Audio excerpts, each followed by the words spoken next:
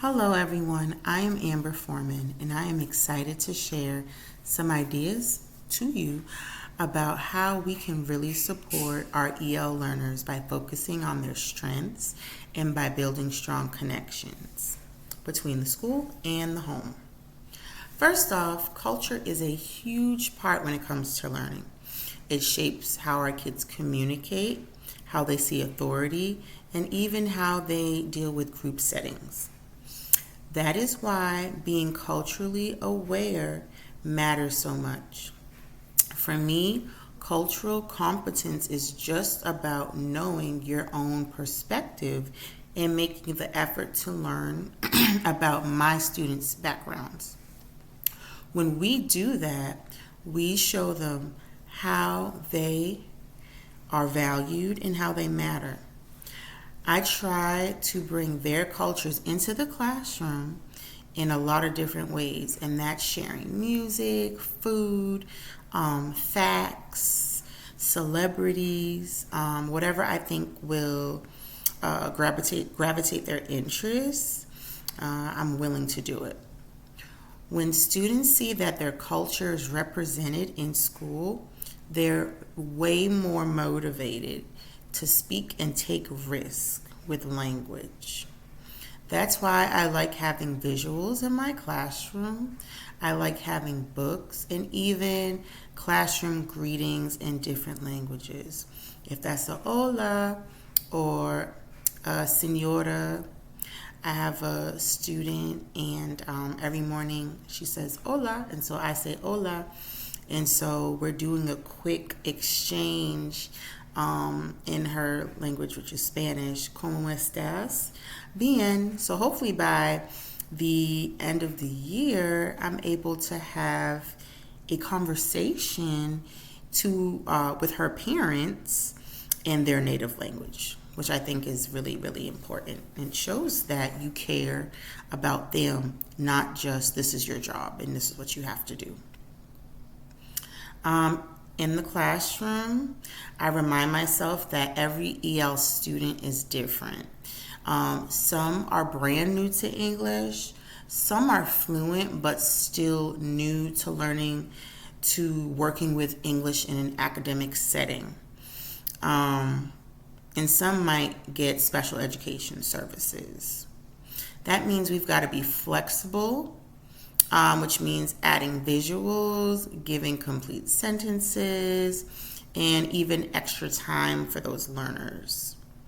All of those things help, but just like sentence starters, and it's also important to make sure that you are catering to their emotional and social well-being.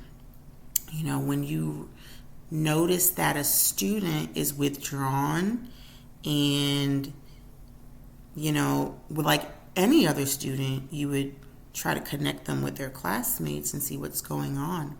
But a lot of our EL students feel alone because they're far away from their regular normal. No one in the classroom most likely has the same connection as them. And so it's a big adjustment to not only the students, it's an even bigger adjustment. When I say students, to the classmates, it's an even bigger adjustment to the EL students. And we want to make sure that they feel safe with routines and that learning about new cultures is a constant norm. I think it's super important that my student knows that we're learning about her culture, but also it's really important for all of us to learn about different cultures. So whether that's we're learning about Russia this week or we're learning about Japan, meeting new people and meeting different people is an advantage, and I want to teach my students that. Families play a huge role too. Students bring so much knowledge from home and what we call funds of knowledge, or what we call what can you add? So buckets of knowledge, whatever you can add to our classroom and to our culture is a benefit. So their family could run a business, their family could be really good at something, like every family is good at something. And whatever they want to share, we're willing to share it. All of that is learning, and we're trying to connect your family to our school.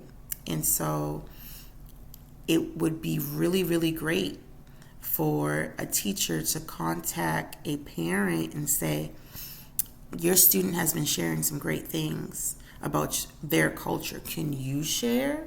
Or could you give your student something to share to the class? That also shows the parent that they are valued and their child and culture is valued too.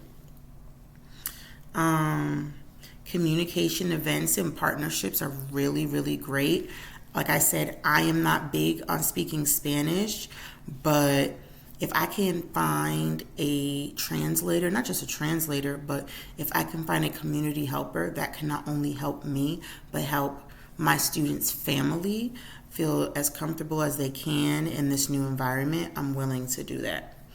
And at the end of the day, it's all about seeing what my English learner not only brings to the table, but what we can do for her and her family, because that is our job. It is our job to make sure all of our students feel welcomed, feel appreciated, because that is when they learn. And thank you for listening. And once again, I'm Amber Foreman, and talk to you soon. Bye-bye.